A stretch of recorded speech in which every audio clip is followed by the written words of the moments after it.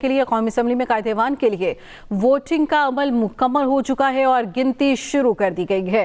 Speaker कौमी assembly ने तमाम अरकान को अंदर बुलाने की हिदायत कर दी है। स्पीकर कौमी असम्बली आज़ादी की ज़ेर सदारत नए वज़ीर आज़म के इंतखाब का चुनाव, जिसके लिए वोटिंग का अमल मुकम्मल हो चुका है और अब वोटों की गिनती का अमल शुरू होगा। स्पीकर कौमी असम्बली ने तमाम अरकान को दोबारा हॉल में बुलाने की हिदायत जारी कर दी गई हैं। कौमी असम्बली में कायदेवान के इंतखाब के लिए वोटिंग मुकम्मल। स्पीकर आज़ादी की ज़ेर सदारत कौमी असम्बली का इजलास। कौमी असम्बली में कायदेवान के इंतखाब के लिए वोटिंग मुकम्मल हो चुकी, वोटों की गिनती का अमल अब शुरू किया जाएगा। कौमी असम्बली का इजलास, कायदेवान का इंतखाब, वज़ीर आज़म पाकिस्तान के लिए शहबाज शरीफ और उमर अयूब मद्दे मुकाबिल है। स्पीकर कौमी असम्बली की जानिब से वोटिंग का अमल मुकम्मल होने के बाद तमाम अरकान को अंदर बुलाने की हिदायत कर दी गई है। कौमी असम्बली में कायदेवान के लिए वोटिंग का अमल मुकम्मल हो चुका है और गिनती का अमल शुरू कर दिया गया है।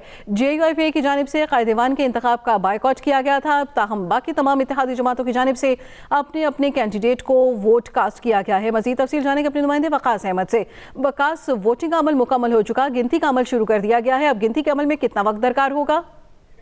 जी बिल्कुल, देखिए कायदे अवान के इंतखाब के लिए जो वोटिंग का अमल है वो मुकम्मल कर लिया गया है और जो अमला है इस वक्त कौमी असम्बली सेक्रेटेरिएट का, उनका लॉबी ए और लॉबी बी में जितने भी वोट पड़े थे उनकी तमाम तफसीलात सेक्रेटरी कौमी असम्बली के पास लेकर पहुंच चुका है और अब एक एक करके वोटों की गिनती का अमल जो है वो शुरू कर दिया गया है। तमाम अरकान असम्बली जो ईवान के अंदर मौजूद थे, सवाए अख्तर बेंगल, सरदार अख्तर बेंगल के, उनकी जानिब से जो वोट कास्ट नहीं किया गया, किसी भी उम्मीदवार को वोट कास्ट नहीं किया गया, वो इस वक्त ईवान के अंदर मौजूद है। वैसे सुन्नी इत्तेहाद कौंसिल, पख्तूनख्वा मिली अवामी पार्टी के जो अरकान हैं उनकी जानिब से जो वो लॉबी बी में जो वोट कास्ट किया गया, जबकि जो मुस्लिम यून की जो इत्तेहादी जमातें हैं जिनमें मुस्लिम लीग काफ, MQM, पार्टी, पाकिस्तान पीपल्स पार्टी के अरकान थे, उन तमाम ने जो लॉबी ए में शहबाज शरीफ को वोट कास्ट किया।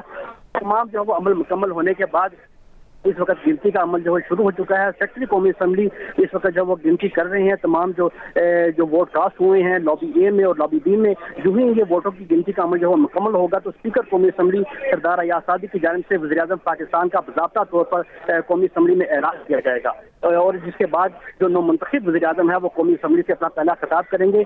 जो ही आज जब गिनती का अमल शुरू हुआ तो सबसे पहले जो वो लॉबी ए में साबिक वज़ीर आज़म नवाज शरीफ, साबिक वज़ीर आज़म शहबाज शरीफ जो इस वक्त वज़ीर आज़म के नामजद उम्मीदवार हैं, उनकी जानिब से वोट कास्ट किया गया। जिसके बाद साबिक सदर आसिफ अली जरदारी की जानिब से भी वोट कास्ट किया गया। बिलावल भुट्टो जरदारी काफ़ी देर तक ईवान के अंदर बैठे रहे और जो अरकान हैं पीपल्स पार्टी के, उनके साथ यहाँ पर गुफ्तगू शनीद करते रहे, मुख्तलिफ सूरत के ऊपर जो बातचीत जारी रही। लेकिन इस वक्त जितने भी अरकान हैं, वो मुस्लिम लीग नून के हों, पाकिस्तान पीपल्स पार्टी के हों या इस्तेकाम पार्टी और मुस्लिम लीग काफ के, वो तमाम अरकान इस वक्त लॉबी ए के अंदर मौजूद हैं। साबिक वज़ीर आज़म और साबिक सदूर भी इस वक्त लॉबी ए के अंदर मौजूद हैं। जबकि लॉबी बी की बात की जाए तो इस्तेकाम पार्टी के जो सुन्नी इत्तेहाद कौंसिल के अरकान है वो लॉबी बी के अंदर जो है मौजूद है। वोटों की गिनती के अमल मुकम्मल